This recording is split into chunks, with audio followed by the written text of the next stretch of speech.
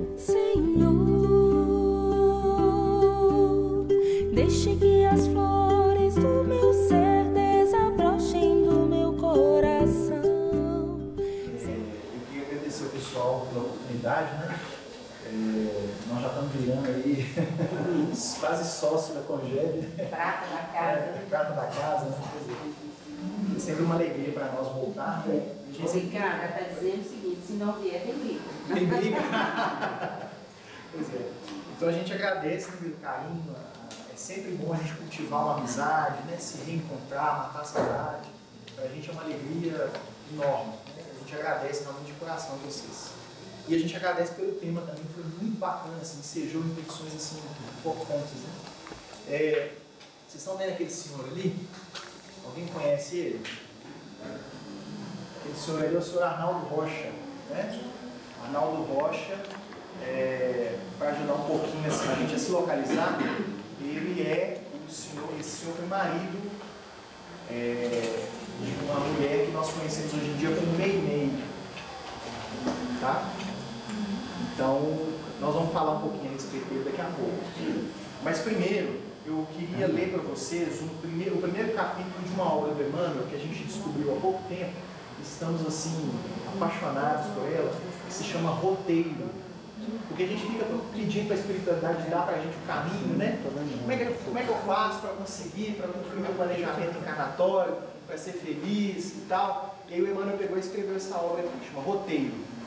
Então no capítulo 1, ele já inicia dando para a gente algumas ideias, algumas definições que vão ajudar a gente a entender o tema numa dimensão um pouco diferente daquela com a qual a gente está acostumado na cultura, no senso comum, vamos dizer assim.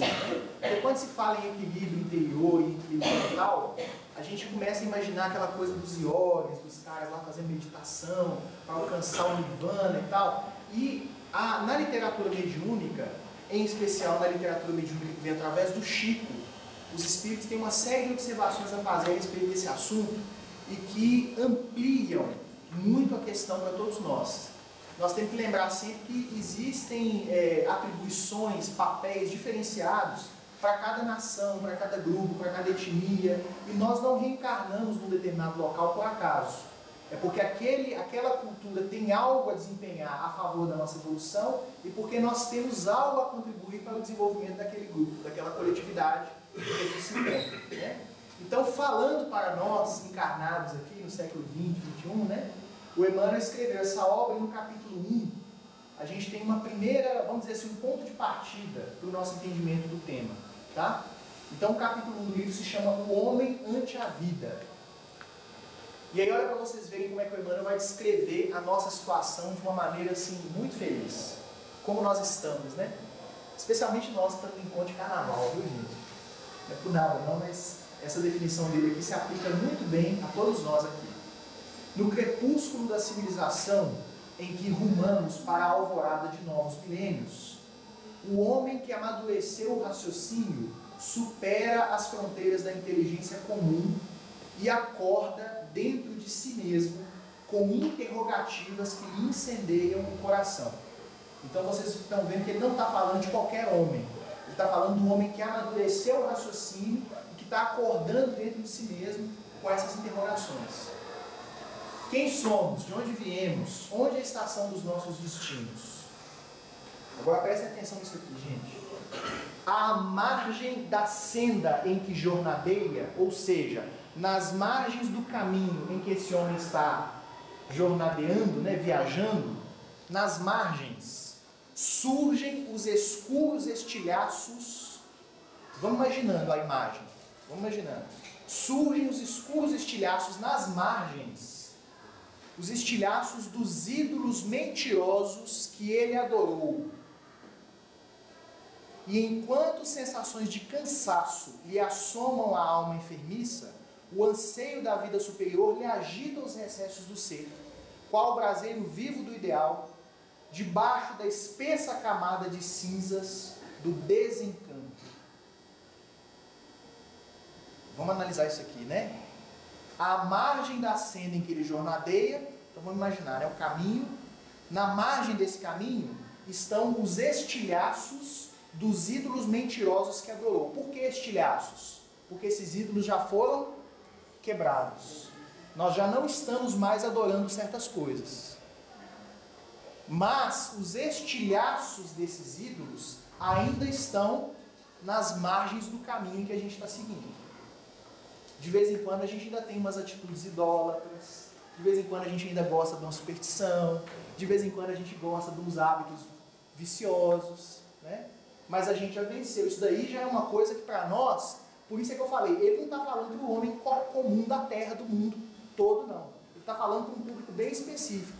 E eu acho que, em especial, para pessoas que estão querendo uma disciplina nova, uma disciplina diferente, uma disciplina espiritualizante. Por isso que eu falei que para nós que estamos em ponto de carnaval, vem a calhar isso aqui que ele está falando. Nós já não estamos adorando certos ídolos mentirosos. No entanto, vocês viram o recado aqui do papel higiênico no início?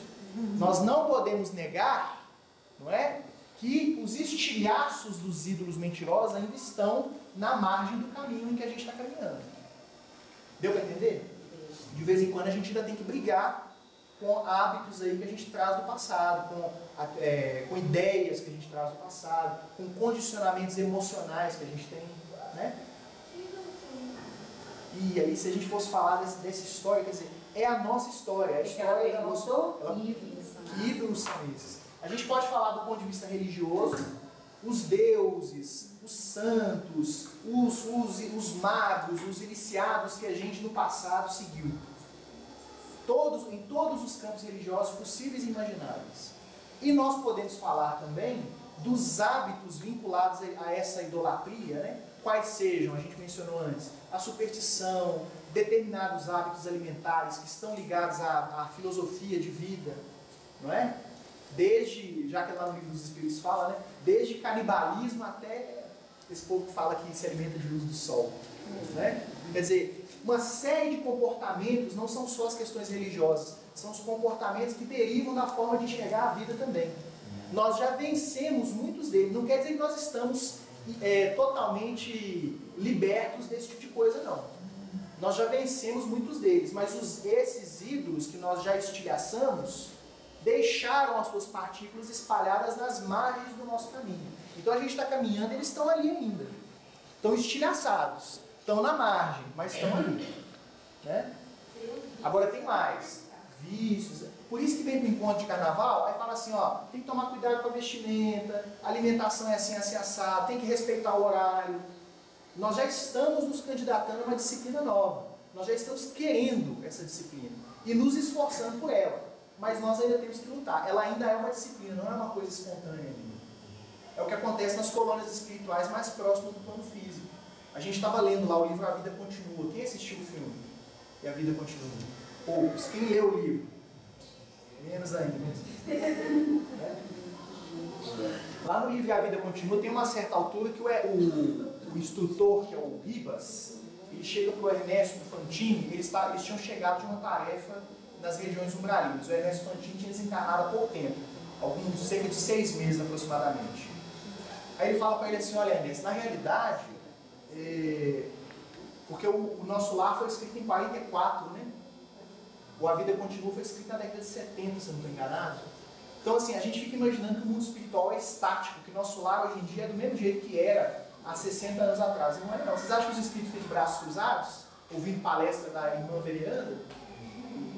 Eles não ficam, não. Então o negócio lá já melhorou muito. E um dos esforços que a gente identifica numa Vida Continua é um esforço que a própria colônia Nosso Lar, ela é um resultado desse esforço, que é o de colonizar as regiões mais próximas do plano físico. Olha para você ver que coisa mais curiosa. Os espíritos das esferas superiores estão constantemente tentando aproximar as edificações deles do plano físico, para atender mais prontamente os desencarnados, os recém-desencarnados. Então lá no A Vida Continua, o Ribas fala com o Ernesto Fantini assim, olha, hoje em dia nós estamos tão próximos do plano físico, a nossa colônia, que nós temos condição de acolher a quase todo recém-desencarnado que tenha um mínimo de equilíbrio, um mínimo de sensatez. Então praticamente todos são atendidos e recolhidos na nossa colônia imediatamente quando desencarnam. Aí o Fantini fala para eles, mas então por que nós temos que ir lá no umbral e tem tanta gente que mora lá? Porque vocês lembram do André Luiz? Quanto tempo o André Luiz ficou no umbral? 8 anos e 3 meses. Não podemos esquecer os 3 meses, não. Alguém aí quer passar 3 meses no umbral? Não. 8 anos e 3 meses. O André Luiz, quando ele foi psicografar através do Chico, o Chico falava que a luz dele era tal que ele ficava assustado. O Chico, que convivia com Emmanuel, com Bezerra de Menezes, etc., quando ele via a luz do André Luiz, ele ficava assustado. O André Luiz passou 8 anos e 3 meses no umbral. Porque nós somos filhos de Deus, gente. Na hora que a gente resolve mudar de vida, ninguém segura a gente. Né? Então, perguntou o Fantini para o Ribas, por que tem lá o umbral então? Ele falou assim, olha, é porque a maioria das pessoas que a gente recolhe e traz para a nossa estação de socorro, depois que despertam e são aliviadas nas suas primeiras necessidades, elas não aceitam se adaptar às nossas disciplinas. E como elas não têm aqui o que elas gostariam de ter, não podem continuar cultivando certos hábitos do plano físico, elas optam por se refugiar no umbral. Então, na década de 70, as pessoas iam para o umbral porque elas optavam por fazer isso, porque não podiam fazer certas coisas dentro da colônia. Vocês estão vendo como é que esse negócio de encontro de carnaval é sério? Vocês estão entendendo? A gente vê isso no dia a dia, os moradores de rua que são levados às vezes para locais de tratamento, para desintoxicação, e não se adaptam à disciplina e aí volta para a rua. Vocês estão entendendo? Isso não é uma coisa mirabolante, não. Mas o que é notável é que nós preferimos o umbral muitas vezes. Porque lá a gente pode fazer o que a gente quiser. Aí lá no Fantino, quando ele vai passar pelo umbral, os espíritos de lá apontam para ele e falam, ah, o metido a santo passando ali, ó. Aqui a gente é livre, a gente faz o que a gente quiser, a gente aproveita a vida. Olha para vocês verem. Né? Então o Emmanuel está falando para nós aqui. Nós ainda estamos com os estilhaços dos ídolos espalhados na margem do caminho. E tem mais. Oi? Pode falar, por favor. Você falou sobre questão das escolhas, eu entendi uma vez, mas não é espírita não, mas eu vou falar com ele, que as pessoas preferem ir para o ofício, ficar lá, porque no ofício elas podem agir como bem entender. Então para elas é mais prazeroso ficar ali do que se adaptar novamente à sociedade. Assim. Exatamente, responsabilidade é uma conquista, nós vamos ver isso daqui a pouco, no Evolução em Dois Mundos. Responsabilidade é uma conquista, né? A gente tem que conquistar, a gente tem que lutar, não é fácil, né? Você falou aí que os espíritos, muitas vezes eles vão lá para a colônia e eles podem retornar para o umbral, mas eu fico pensando, isso não seria biologia? Na verdade, o esforço de socorrer eles na colônia é justamente para dar a eles uma oportunidade de dar um passo a mais que eles não deram enquanto estavam encarnados. Então, na verdade, eles não estão regredindo, eles estão querendo manter a condição que eles tinham quando estavam encarnados. Deu para entender? Imagine, por exemplo, tem um caso lá no próprio A Vida Continua, de um rapaz que havia desencarnado, ele tinha um vínculo muito importante com uma das personagens da história, e ele é levado para a colônia e solicitam a ela que ela cuide dele. Só que eles tinham tido um caso quando eram jovens e ele não havia esquecido. Então, quando ele a vê pela primeira vez, ele fala assim, finalmente poderei ter você em meus braços. E ela fala, não, você não está entendendo, eu estou aqui para cuidar de você. Você está em tratamento. Ela passa 6 meses cuidando dele maternalmente, com o maior carinho, e ele sempre tentando se aproximar dela e tentando reatar o romance. Então vocês imaginem a situação. E aí o instrutor Ribas falando, não é isso mesmo. Nós vamos nos esforçar. Aí ela pergunta, e como é que vai ser? Ele falou assim, quando ele se acalmar um pouco, nós vamos dialogar e depois vamos tentar reencaminhar. Para onde? Para o plano físico. Para reencarnar, né? Porque tinha toda uma situação lá que eles precisavam que determinadas pessoas reencarnassem por uma série de razões. Então, gente, vocês estão curiosos? Leiam, A Vida Continua. Depois assistam um filme se puderem. Então ela cuida dele durante aproximadamente 9 meses. Aí um dia o Ribas passa periodicamente para ver como é que está o progresso dele. Aí ele fala para ela assim, minha irmã, eu vou te falar uma coisa com toda honestidade, eu acho que ele não vai se recuperar. Nós vamos ter que tomar uma atitude mais radical em relação a ele. Ele não está conseguindo. Porque ele ia lá e conversava, o rapaz estava mais calmo, mas ele falava assim, Ribas, agora que eu estou sozinho com você, Eu não aguento ficar longe dela, da Evelina, é o nome dela. Eu não aguento ficar longe da Evelina. Toda vez que ela vem, eu fico sonhando com o nosso namoro. Eu quero ficar junto com ela. E ela era casada com outro homem, ela tinha um compromisso com outra pessoa. Mas ele estava lembrando do romance da juventude, que não tinha sido bem resolvido. Né? A responsabilidade de novo, né? Não tinha sido bem resolvido. Então ali, ela estava colhendo o que ela mesma plantou. Ela estava cuidando dele, porque foi ela que deixou ele lá em dificuldade no passado. Então tem mais. Escura os estilhaços dos ídolos mentirosos à margem da senda de jornadeira. E tem mais. Aí é para a gente identificar em nós. Sensações de cansaço lhe assomam a alma enfermiça. O anseio da vida superior lhe agita os recessos do ser. Debaixo da espessa camada de cinzas do desencanto. Ele não está mais encantado, ele não está mais iludido. Nós não estamos mais iludidos com determinadas coisas. Nós já sabemos que tem coisa nesse mundo nosso aí que não é bom nem chegar perto. A gente já sabe disso. Já estamos desencantados, né? E ao mesmo tempo nós temos uma sensação de cansaço, porque a nossa vida interior pede algo mais do que essa vida que a gente está levando. A gente sente que há uma vida melhor, uma vida superior, e a gente quer participar dessa vida. É por isso que a gente vem no encontro, fica parte disso, né? É porque a gente quer viver isso. Gente, fala a verdade, é bom demais, não é? Quando chega no quarto dia, na quarta-feira de manhã, como é que é, né? Ai, acabou, eu não quero ir embora, não é assim? Eu quero ficar aqui o resto da vida. Tem gente que fala assim, né? Eu quero ficar aqui o resto da vida. Na terça-feira à noite é o chororô, né? Teve uma vez, o André deve lembrar, na 10ª Comic Con, quantos anos tem isso, André? Não vamos falar não, né? Na 10ª Comic Con, na 10ª Comic Con, a gente teve um companheiro de Uberlândia que ele foi embora na terça-feira à noite. Antes de todo mundo, portanto. Então ele estava indo de mansinho com a mala dele indo embora. Alguém falou, olha, tá indo embora. Aí correu todo mundo. Aí vocês imaginem a cena. Você recebeu um abraço de 149 pessoas. Eu nunca vi uma coisa dessa na minha vida, gente. Todo mundo juntou e abraçou ao mesmo tempo. E ele, eu estava no meio, né? Estava lá, eu ia para um lado e para o outro. E aí eu olhava para ele, gente, mas o homem chorava. E ele falava assim, eu nunca me senti tão feliz na minha vida. E todo mundo abraçando ele. Não é? Então, gente, isso aí é o anseio de vida melhor que agita os recessos do nosso ser. A gente quer mais. A gente sabe que tem mais. Né? Mas tem mais aqui também. Vamos continuar. Recorre à sabedoria. Esse homem que quer uma vida melhor, que está desencantado, ele recorre à sabedoria e examina o microcosmo em que sonha. Reconhece a estreiteza do círculo em que respira. Observa as diminutas dimensões do lar cósmico em que se desenvolve. Aí ele vai começar a dar para nós umas escalas de astronomia que dão para a gente essa ideia da nossa percepção da pequenez do nosso ambiente, né?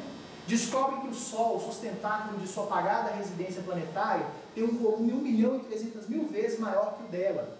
Aprende que a Lua, insignificante satélite do seu domicílio, dista mais de 380.000 quilômetros do mundo que lhe serve de berço. Os planetas vizinhos evolucionam muito longe no espaço imenso. Dentre eles destaca-se Marte, distante de nós cerca de 56 milhões de quilômetros na época de sua maior aproximação. Alongando as perquisições além do nosso Sol, analisa outros centros de vida. Sirius ofusca-lhe a beleza. Pollux, a imponente estrela dos gêmeos, eclipsa-o em majestade. Capela é 5.800 vezes maior. Antares apresenta volume ainda superior. Canopus tem um brilho 80 vezes superior ao do Sol. Deslumbrado, apercebe-se que não existe vácuo, de que a vida é patrimônio da gota d'água. Em uma gota d'água existem miríades de seres vivos, não é verdade? A vida é patrimônio da gota d'água, tanto quanto é a essência dos incomensuráveis sistemas siderais. E assombrado ante o esplendor do universo, o homem que empreende a laboriosa tarefa do descobrimento de si mesmo, volta-se para o chão a que se imanta. Depois que ele olha tudo isso, né? Ele volta-se para o chão a que se imanta e pede ao amor que responda à soberania cósmica dentro da mesma nota de grandeza. Todavia, o amor no ambiente em que ele vive é ainda uma planta milagrosa em tempo desabrochado. Confinado ao reduzido agrupamento consanguíneo a que se ajusta, que é a família, né? Ou compondo a equipe de interesses passageiros a que provisoriamente se enquadra, o trabalho, a vida social, sofre a inquietação do ciúme, da cobiça, do egoísmo e da dor. A gente dá um abraço de 150 pessoas, a gente quer que o amor dentro de nós responda à grandeza cósmica, mas dentro de casa e no ambiente de trabalho, de escola, na sociedade, a gente sofre a inquietação do ciúme, da cobiça, do egoísmo e do amor, da dor. O amor em nós é ainda uma planta milagrosa em tenro desabrochado. Olha como é que ele está descrevendo a gente, só um minutinho, olha só. Não sabe dar sem receber, não consegue ajudar sem reclamar. Não é a gente? Não consegue ajudar sem reclamar. Meu filho, faz isso para mim. Não é? A gente não consegue fazer uma coisa sem reclamar. Ajudar, um gesto desinteressado, espontâneo até, a gente não consegue fazer sem reclamar, sem criar mil empecilhos. Não sabe dar sem receber, não consegue ajudar sem reclamar. E criando o choque da exigência para os outros, recolhe dos outros o quê? Os choques renovados da exigência, da incompreensão e da discórdia, com raras possibilidades de auxiliar e auxiliar-se. Aí quando chega nessa parte do texto, a vibração da gente faz assim. Vai na real.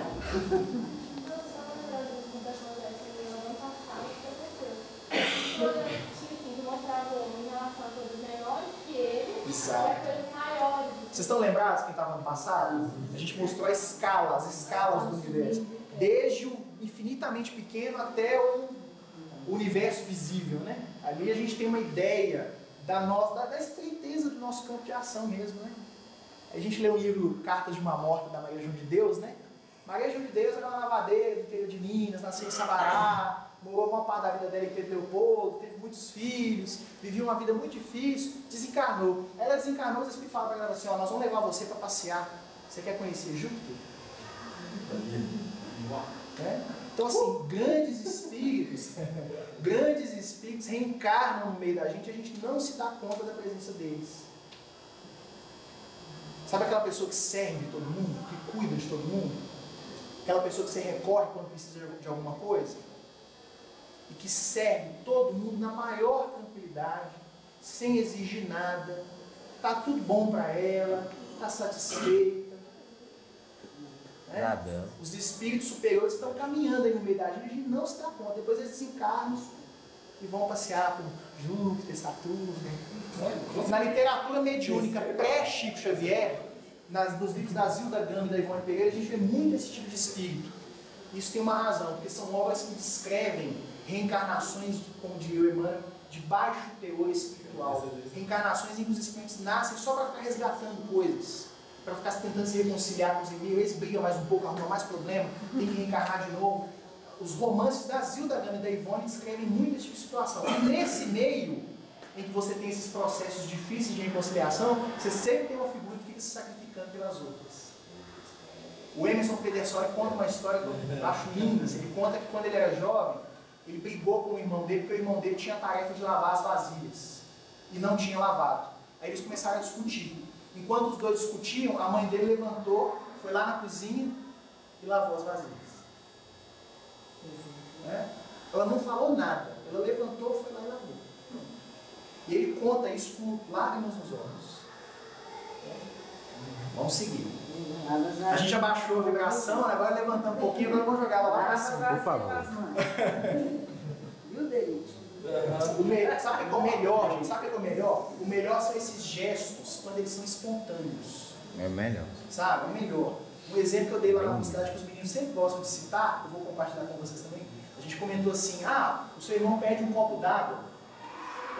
Aí você vai lá e faz um suco de laranja para ele. Um exemplo assim, sabe por quê? Porque isso aí, gente, isso é da gente. A vibração já estava baixa aí, né? Então, aí ele chega e fala, você chega com um suco de laranja e fala, mas eu pedi um copo d'água. Mas eu olhei pra ele. Né? Não quero laranja. Não quero água, eu quero água, eu não sei. Ah lá, tem que fazer assim. Eu quero suco de laranja. Gente, gestos, aqui ó, gestos de carinho, gestos de generosidade espontâneos. Sabe assim, é aquela coisa que brota do coração da gente, porque a gente gosta de ver o outro feliz. Lá na Comic Con, nosso tema está sendo família, a gente está falando disso o tempo todo. Amar é dar atenção. O que é egoísmo? Egoísmo é prestar atenção só em si mesmo, não conseguir prestar atenção nos outros. Quando a gente cuida de alguém que a gente ama, é a sensação mais maravilhosa que existe. Quem já teve a oportunidade sabe o que eu estou dizendo. Porque é o nosso DNA, vamos dizer assim, né? O amor está no nosso DNA, na nossa natureza. É o André Luiz lá, 8 anos e 3 meses de umbral. Mas quando resolve mudar de vida, a luz é tanta que o Chico ficou até assustado. Né? Esse homem que viu a majestade divina nos céus, identifica em si mesmo a pobreza infinita da terra. Tem o cérebro inflamado de glória e o coração invadido de sombra. Orgulha-se ante os espetáculos magnificentes do alto e padece a miséria de baixo.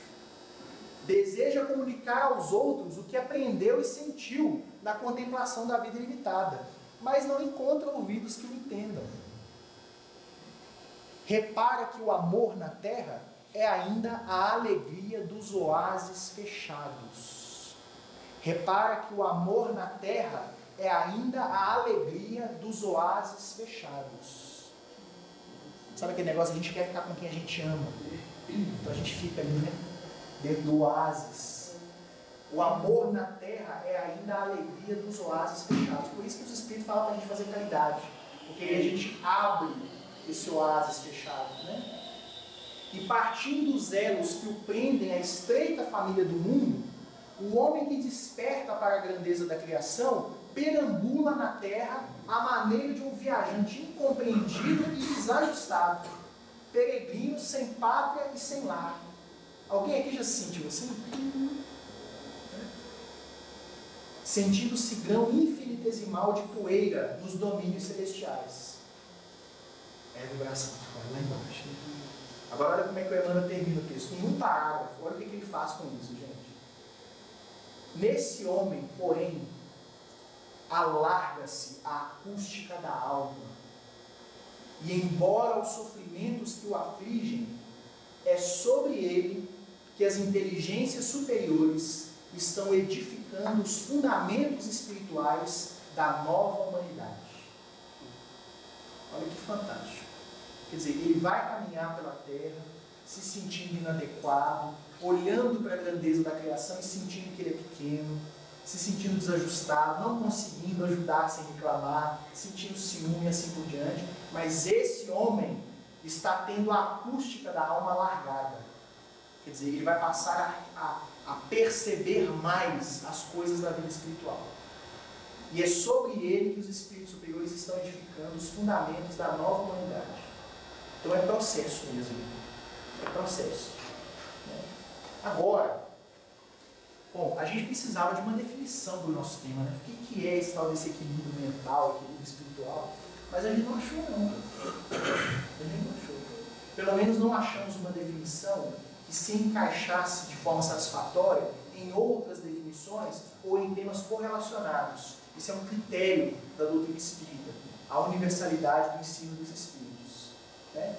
Então a gente começou a catar alguns assuntos interrelacionados para construir uma definição que seja nossa, que não precisa necessariamente ser, vamos dizer assim, verbalizada, transformada em frase, mas é uma definição que a gente precisa sentir, né? Para a gente ter vamos dizer assim, um ponto de apoio para a nossa caminhada, porque foi essa a proposta do estudo, né? O pensamento equilibrado como fator para a caminhada evolutiva do espírito. Então, eu queria mostrar para vocês, voltou ali. Aquele senhor ali é o senhor Arnaldo Rocha. O senhor Arnaldo Rocha era materialista, né? Um sujeito assim, realmente muito pouco aberto a ideias espiritualistas. Se casou com uma senhorita chamada, como é que é o nome dela? Castro. Eu esqueci o primeiro nome dela, o sobrenome era Castro. Enfim, O apelido dela passou a ser Meimei, né? Os dois se chamavam de Meimei, né? Que tem lá um significado de uma obra, um livro da cultura chinesa que eles leram. O Arnaldo Rocha viu o desencarne da sua esposa muito cedo, eles tinham meses de casados, ela contraiu tuberculose e foi definhando, bem vagarosamente, sofreu muito, até que ela desencarnou nos braços dele, ele cuidando dela naquela luta toda. Ele ficou muito revoltado, não queria nem que cremasse o corpo dela, ele era materialista, enfim. Um dia, algumas semanas depois, era o aniversário dela, ele estava caminhando pela rua, lá no centro de Belo Horizonte. Parece que ele estava subindo a rua da Bahia. Estava caminhando, distraído, né, pensando, lembrando da Meimei, ela tinha desencarnado, era o aniversário dela, ele ia completar, parece que 24 anos naquela data. Era muito jovem mesmo, né? E ele estava caminhando e tal, e distraído, ele trombou no homem. Não foi na Bahia, não, foi na Santos Dumont. Trombou com o homem. O homem caiu no chão. Caiu de bunda mesmo, sabe aquela trombada forte? Porque ele gostava de falar, eu era lutador de jiu-jitsu, eu era todo musculoso, forte, não sei o quê. Trombou no homem, não caiu, um baixinho, com um chapéuzinho, assim, elegante, mas muito humildemente trajado. Com um calhamaço de papel debaixo do braço. Aí ele ajudou o homem a se levantar, olhou no rosto dele e reconheceu. Eu tinha visto o rosto dele na revista O Cruzeiro. Era o tal do Chico Xavier. Aí o Chico olhou para ele. Oh, desculpa, né? O Arnaldo falando, desculpa te interromper, foi sem querer, não sei o quê. O Chico calado olhando para a cara dele assim. Aí começou a passar a mão no rosto dele. Naldinho! Naldinho, hoje é o aniversário da nossa princesa, a Meimei. A Meimei está aqui, Naldinho. Hoje é o aniversário dele, eu estou tão feliz de te encontrar, Naldinho. Passando a mão no rosto dele. Naldinho, o Arnaldo conta que ele já estava preparando para dar um supapo. Porque ele era lutador de jiu-jitsu e homem nenhum botava a mão na cara dele. Ele estava preparado para a luta. Ele falava assim, ó, quando eu brigar, um dos dois saía muito machucado. Porque eu não levava desafio, ele era brigão mesmo. E o Chico passando a mão no rosto dele. Aí o Chico pegou e falou assim, é aqui perto, é a casa do seu irmão, não é? Nunca tinha visto o sujeito na vida, né? Pegou ele pela rua e levou ele para a casa do irmão dele, que ficava lá perto, alguns quarteirões de distância. Entrou lá, o irmão dele, que era espírita, estava fazendo naquele momento uma reunião mediúnica. Eles entraram, estava tendo uma reunião mediúnica. Aí o Arnaldo falou assim, meu Deus, o que vai acontecer agora? Ele sentou, ele falou assim, tinha uma senhora, uma médium italiana, uma senhora idosa, que falava um português macarrônico, mas ela falava com muito sotaque italiano, né? Aí ele sentou lá, imagina, né? O homem falou o nome dele, falou da Meimei, ele foi, né? Chegou lá, sentou, de repente ele fala que o rosto da mulher, que era todo enrugado, virou o rosto de uma jovem. E o timbre de voz dela mudou completamente e ela começou a falar aquele português. Ele falava assim, eu ouvi o timbre cristalino, a voz argentina de Meimei através daquela senhora. E aí ela falava que ela estava aflita, que ela ainda sentia dores no peito, quer dizer, ela ainda estava no processo de perturbação. A relação entre o Arnaldo Rocha e o Chico se estreitou a tal ponto que nós vamos encontrar no livro Nos Domínios da Mediunidade a descrição de um dirigente de uma reunião mediúnica chamado Raul Silva, que é ninguém mais, ninguém menos que o próprio Arnaldo Rocha. E o Arnaldo então se tornou coordenador da reunião mediúnica do grupo espírita Luiz Gonzaga em Pedro Leopoldo durante mais de 30 anos. Em um certo período da atividade, o Chico começou a dar mensagens psicofônicas ao final das reuniões de desobsessão. Uma coisa incomum, porque o Chico era um médico que trabalhava predominantemente como psicógrafo. E as mensagens elas eram tão ricas, era uma coisa tão bonita e tão assim, cheia de material para pesquisa, que o Arnaldo falava assim, meu Deus, mas só a gente que escuta. Nós temos que dar um jeito de recuperar esse material, de preservar. Então ele tentava anotar, mas não funcionava. Aí o Torres Pastorino, já ouviu falar do Torres Pastorino? O Torres Pastorino, em visita a Pedro Leopoldo, falou para ele, olha, eu tenho um gravador. Isso na década de 50, um gravador, é uma caixa desse tamanho. Falou, eu tenho um gravador, você pode vir comigo, que a gente traz um gravador aqui para Pedro Leopoldo. Então o Arnaldo viajou para o Rio, junto com o Torres Pastorino, e voltou trazendo aquele gravador. Colocaram ele em cima da mesa e começaram. Aí aquele livro que está na mão dele ali, ó, que ele está lendo, é um livro chamado Instruções Psicofônicas.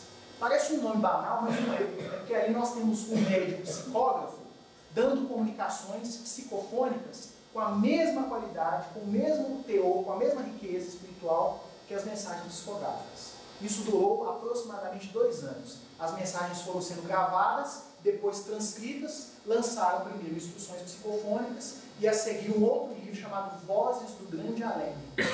Gente, nesses livros nós temos as gravações de mensagens do Emmanuel, do André Luiz, do Leopoldo Ciro, do Bezerra de Menezes e até de espíritos como Teresa d'Ávila, através do Chico Médio. Vocês lembram que a gente falou da Teresa d'Ávila alguns anos atrás, quando a gente falou sobre sexualidade?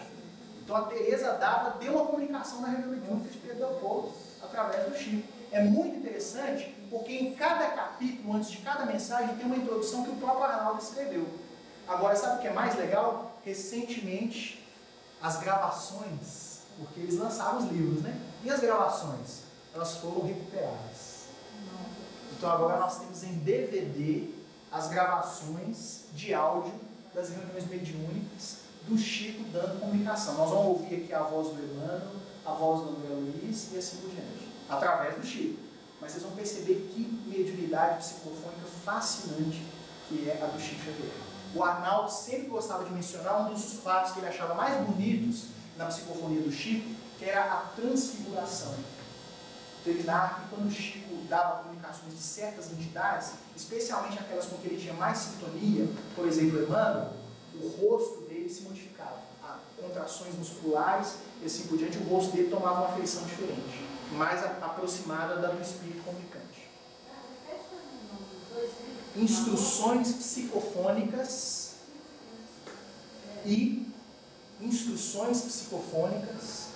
e vozes do grande além. Lembrando que essas comunicações eram dadas no encerramento de um trabalho de desobsessão, que inclusive o Arnaldo não gosta do nome desobsessão. Ele chama de conversa fraterna, um negócio assim. É bem chico isso, né? Não, desobsessão não é difícil. Isso aqui você compra, eu acho que você compra no Submarino, até você compra isso aqui. Não é difícil de achar. Esse aqui se chama Instruções Psicofônicas e Vozes do Grande Além. Então, o nome dos dois livros. Você não podia dar o nome. Aqui, inclusive, tem ilustrações, aqui é muito bacana. É um negócio, a gente agora vai fazendo um marketingzinho, né? Porque realmente, assim, tem as capas dos livros nas edições originais, e aqui dentro tem fotos, tem uma série de coisas, é um negócio muito bacana. São 3 DVDs para conter todo o conteúdo, né? Então, realmente é um negócio muito legal e um material de pesquisa, assim, fantástico. Eu dizia que ele foi produzido em reuniões de desobsessão. Então, o Arnaldo sempre fala assim, olha, nesse dia o trabalho foi assim, assim, assado, nós tivemos entidades dessa situação, e no final, o Espírito veio e deu a comunicação assim, assado. Então, ele está mostrando para nós o contexto em que a comunicação surgiu. Isso aí, gente, é uma coisa assim, que o Kardec sonhava com esse tipo de coisa, né? Para a gente entender por que a mensagem veio daquele jeito. Por que o Espírito está falando daquele assunto daquela maneira, né? Então nós vamos ouvir aqui agora, a propósito do nosso tema, a introdução com o próprio Arnaldo. A gente é um documento da história do Espiritismo. O Arnaldo desencarnou esse ano. Desencarnou agora. Eu fiquei tão triste porque ano passado eu contava as histórias dos romances do Emmanuel e falava, o Arnaldo Rocha é o personagem do livro e ele está encarnado. Agora ele desencarnou, eu estou sem graça. Tem um personagem do livro encarnado que a gente conhece pessoalmente, né? Embora tenha alguns que a gente não sabe que são personagens do livro e estão por aí, né? Mas então nós temos ali o próprio Arnaldo lendo a introdução de cada mensagem e depois nós vamos ouvir o som da mensagem original. Vocês vão observar que como a gravação foi feita muito precariamente, ela tem um pouco de ruído, e como ela foi feita em Pedro Leopoldo, de vez em quando a gente ouve barulho de quermesse, e de trem, de sanfona e assim por diante. É muito interessante, porque o povo reclama em reunião mediúnica, né? Eu vou lá. Não é sazedo, não? O povo faz reunião mediúnica. Quando tem barulho lá de fora, mas não dá, a gente não consegue sintonizar. Olha, os caras fizeram, a reunião deles está lá, né? E o barulho do trem também, vocês vão ouvir o apito do trem, né? Essa oh meu Deus, é só. Então vamos lá, gente. Na noite de 24 de março de 1955, Recolhemos de novo a palavra do nosso amigo espiritual André Luiz, que nos falou com respeito à concentração mental.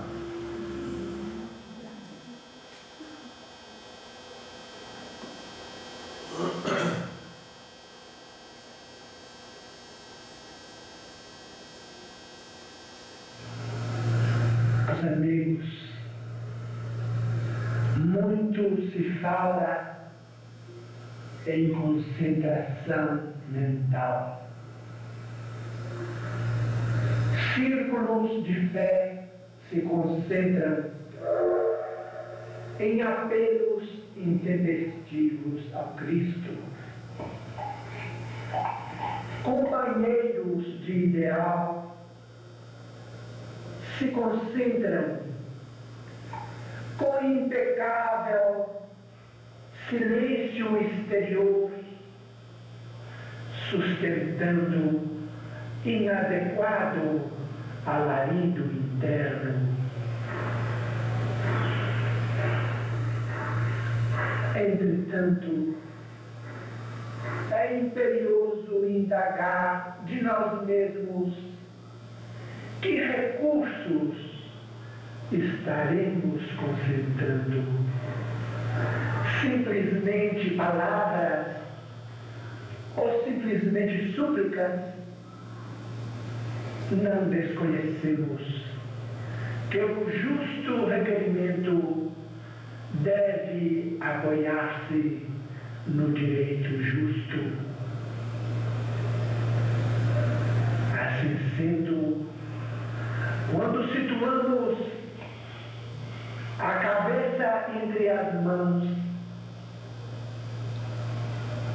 é imprescindível lembrar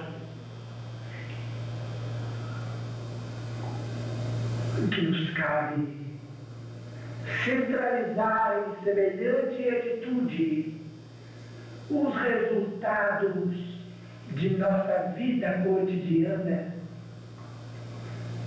os pequeninos prêmios adquiridos na regeneração de nós mesmos e as vibrações que estamos espalhando ao longo de nosso caminho de relações uns para com os outros. Eis porque, despretensiosamente, colaboramos com o nosso grupo de tarefa cristã, oferecendo aos nossos companheiros para meditação, oferta na qual incluímos o nosso próprio espírito.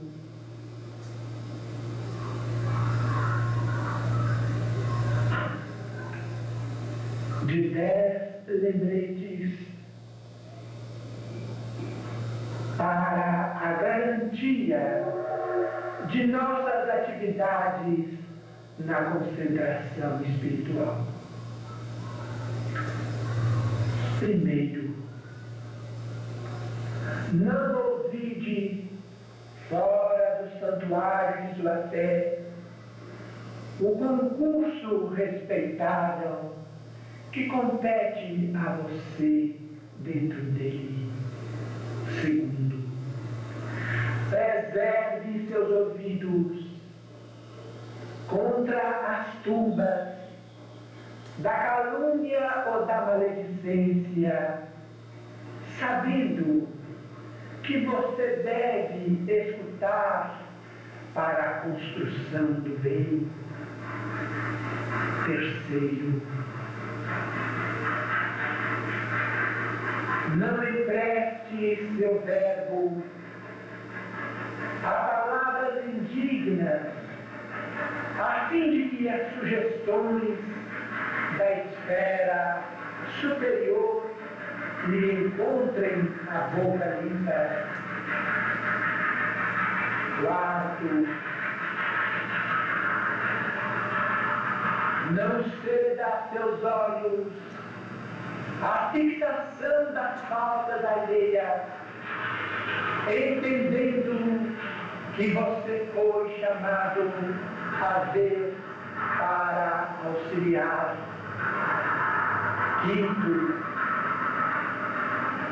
cumpra o seu dever cada dia, por mais desagradável ou constrangedor lhe pareça,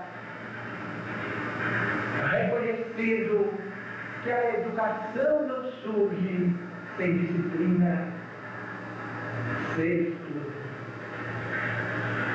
aprenda a encontrar tempo para conviver com os bons livros, melhorando os próprios conhecimentos.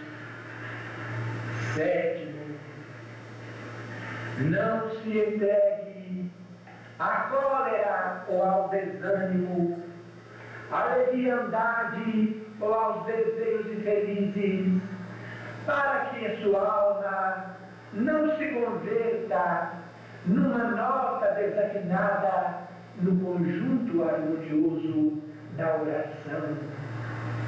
Oitavo, caminhe no clima do otimismo e da boa vontade para com todos. Nono, não pendure a sua imaginação no cinzento cabide da queixa e nem mentalize o mal de ninguém. Décimo, cultive o auxílio constante e desinteressado aos outros, porque no esquecimento do próprio eu, você poderá então concentrar as suas energias mentais na prece, de vez que desse modo o seu pensamento se erguerá vitorioso no rumo do céu, podendo servir em nome de nosso Pai Celestial. Meus amigos, Jesus nos abençoe. É o desejo do vosso companheiro André. Aí, gente. Ó, tem uma revelação no texto ali, vocês viram? Fechou. Então vocês viram, ele deu 10 itens ali. Agora, sabe o que é muito curioso? Tem uma coisa, parece até engraçado, né? Porque fica aquele barulho do trem no fundo, né? Aquele barulho vai aumentando, aquele negócio, e o sujeito está falando de quê? Concentração. Né? Não é? Então, assim, é muito fácil a gente... O acontecido é a mensagem. E a gente não está, assim, por que a gente traz essa primeira informação? Porque nós estamos falando uma coisa. Quando o Chico começou a ter contato com os romances da Zilda Gama, da Ivone Pereira, ele falou com os espíritos que ele tinha vontade também de servir como médium para a psicografia de romances. E o Emmanuel falou com ele assim: meu filho, para você trabalhar psicografando romances, você tem que estar num estado de paz interior muito acentuado. E você tem 14 irmãos menores para cuidar. Isso é impossível. Então, assim, o Emmanuel colocou para ele assim, com muita tranquilidade: olha, na situação em que você se encontra, é muito difícil. Então, vamos fazer o seguinte: vamos colocar como meta que daqui a 4 anos, ao longo dos próximos 4 anos, você vai se esforçar para se pacificar mentalmente através da oração. E se você der conta, quem sabe, se Jesus permitir, nós possamos trazer para você algumas histórias da nossa própria história. Então, o Chico fez esse esforço e no final de 4 anos foi psicografado o livro Há 2 Mil Anos. Então, foi um esforço muito bem recompensado, né? E um esforço muito bem sucedido, sobretudo. Agora ali, ele trouxe para a gente 10 itens. Vocês prestaram atenção nos 10 itens? Porque ele falou assim: ó, nós temos dificuldade para nos concentrar. Tem um momento até que ele fala assim: tem pessoas nos ciclos de fé que conseguem manter impecável silêncio exterior, cultivando inadequado alarido interno. É engraçado, né? É um negócio assim, é uma coisa que a gente vive muito. sabe assim, quando a pessoa está aqui na frente fazendo a prece, e você está pensando na dinâmica, ou na comida, ou não sei o que, você não consegue prestar atenção na prece? Quer dizer, você consegue manter o silêncio exterior, mas não consegue se acalmar interiormente, não consegue manter esse silêncio que ele fala. Na verdade, não é um silêncio, é você acompanhar o fluxo que está sendo proposto. Por isso que em algumas casas espíritas a gente gosta de falar, quando a gente pede para alguém para ir à frente pronunciar uma prece, a gente fala assim: você poderia conduzir a prece? Porque a pessoa não vai fazer a prece sozinha. Todo mundo vai participar da prece, ela só vai conduzir verbalmente. Mas a ideia é que todos estejam unidos no pensamento, né? Oi. É interessante essa questão da concentração. O Zé brincou lá na questão lá de ser sarzeiro, mas acontece isso lá de verdade. Porque lá no Botuíra, na rua de cima, ficava dentro do trem. Quem está com sarzeiro, criança sabe como que é lá. Então, é lá na rua de cima da casa espírita fica o trem. Nossa reunião mediúnica é toda terça-feira, 7 horas da noite. Então, de 7 até 8, 10 é estudo, é a parte de estudo. É incrível, é toda semana, a hora que termina a parte de estudo, que a gente começa a fazer a prece para poder concentrar, o trem tem que passar. É batata. Gente, eu participei. E aí você tem um vacilo qualquer, e aí ele passa e apita, ele faz manobra, e fica o tempo todo. Gente, a gente teve a oportunidade de participar de um grupo mediúnico durante 3 anos. Durante 3 anos a gente encerrava as leituras iniciais e fazia a prece para começar a concentração, ligava um carro tocando música funk do lado de fora. Ele tocava música funk religiosamente, do início da prece inicial até o final da prece de encerramento. A prece de encerramento era feita, ele desligava o carro. É uma coisa impressionante. Então a gente ficava assim, porque nós acreditamos na influência dos espíritos sobre os encarnados, né? E o trabalho mediúnico, especialmente de desobsessão, é um trabalho que gera uma reverberação no mundo espiritual que às vezes cria esse tipo de situação, né? Então, senão, a gente não deve se iludir nesse sentido, não. Há as coincidências, né? Mas há também situações aí que a gente vê claramente que tem uma coisa ali acontecendo. Durou 3 anos, isso terminou os 3 anos, o negócio, não sei, aconteceu alguma coisa lá, acabou, não teve mais o barulho, né? Então, mas assim, foram os 3 anos de muita dificuldade, de vez em quando alguém tinha que lembrar, olha, nós estamos dentro de uma reunião mediúnica, a gente tem que se concentrar. Porque o barulho do trem é só o barulho do trem, mas a música funk é... as letras, os temas, né? O negócio vai longe.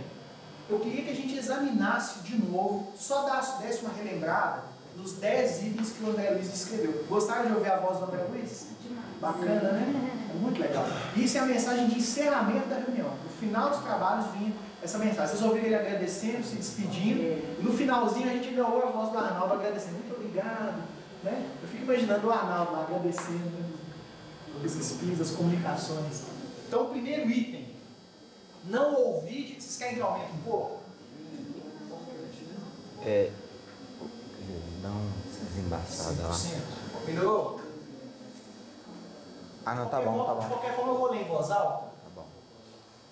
Não ouvide, ou seja, não esqueça, fora do santuário de sua fé, o concurso respeitável que compete a você dentro dele. Então, quando você estiver do lado de fora da casa espírita, você não deve esquecer do concurso respeitável que te cabe dentro dele. Se você é passista, médium passista, se você é palestrante, se você é coordenador de mocidade, se você participa da campanha do quilo, se você frequenta uma reunião pública, qualquer que seja a sua atividade lá dentro, não esqueça do concurso que lhe cabe na casa espírita quando você estiver fora dela. Não esqueça da responsabilidade que você tem dentro da casa espírita quando você estiver fora dela. Não se esqueça disso. Está falando de coisas para favorecer, melhorar a nossa capacidade de concentração, né?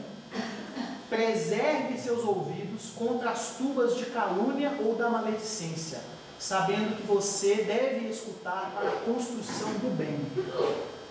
Para melhorar a nossa concentração, a gente deve preservar o nosso ouvido contra a calúnia e maledicência. Por que será que isso interfere na nossa concentração mental? porque cria uma rede de intrigas na nossa cabeça, cria uma rede de problemas, de relação, de famoso rabo preso.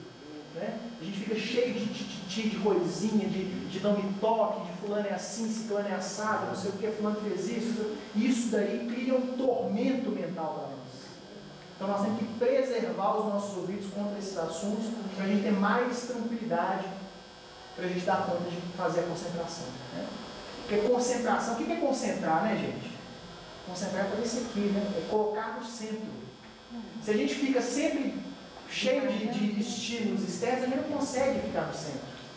Vocês veem como é que essa é interessante isso, né? A tecnologia, ela vem incentivando a gente a ter essa atitude muito pulverizada. É uma coisa aqui, outra ali, eu vejo um vídeo, vejo uma imagem, não sei o quê, fulano me telefona, e a gente não consegue fazer o quê? Aquilo foi proposto. Você tem que fazer isso. Nós vamos falar mais na segunda parte a respeito dessa questão. Terceiro, não empreste seu verbo a palavras indignas. Esse aqui é dose, olha aqui. Não empreste seu verbo a palavras indignas, a fim de que as sugestões da esfera superior lhe encontrem a boca limpa. Se você fala palavras indignas usando o termo dele ali o tempo todo, na hora que você precisar abrir a boca para dizer o que vem da esfera superior, você não vai ter condição. Não sai. O seu vocabulário, o seu jeito de se expressar, as ideias com que você normalmente se expressa, elas estão repletas aí de palavras indignas. E o que tem falar um palavrãozinho de vez em quando, sei o quê? Aí é a explicação. Né? Nós temos que educar as nossas palavras, sim. Temos que selecionar as palavras que a gente usa. Porque tem palavras que são indignas. Indignas de quê? Da esfera superior. São indignas da esfera superior. Essas palavras indignas não são só palavrões também podem ser ofensas que a gente fala. Sem dúvida. Assim, quando você tá meio boa, você bateu na mesa e sai. Não é uma coisa assim. Não é uma coisa sem querer. Você estava tão acostumado que sai assim. Exatamente. É ofensa também. Isso aí, no caso do médium, é muito sério. Né? Porque imaginem vocês um espírito que chega e quer apertar o pescoço do doutrinador, por exemplo. Isso acontece o tempo todo. Quem é que trabalha na mediúnica sabe. Eu não estou falando nada incomum, não. O espírito chega e quer brigar fisicamente com o dirigente da reunião. Se o médium for uma pessoa agressiva, ele levanta e se atraca com o dirigente da reunião. Agora, se for um médium equilibrado, um médium educado, ele vai virar para o dirigente e falar assim: a entidade está querendo agredir. Ponto. O dirigente já sabe o que está acontecendo. Deu para entender? Ou então, igual você falou, ele bate na mesa, chuta na mesa, chuta o pé do colega. Quer dizer, se a gente não. O trabalho mediúnico, não só o mediúnico, mas o mediúnico, ele é muito dramático nesse aspecto. Ele é resultado dessas pequenas coisas que a gente faz no dia a dia. Nós paramos no item 3. O nosso tempo da primeira parte acabou. Nós vamos seguir depois do intervalo, tá bom?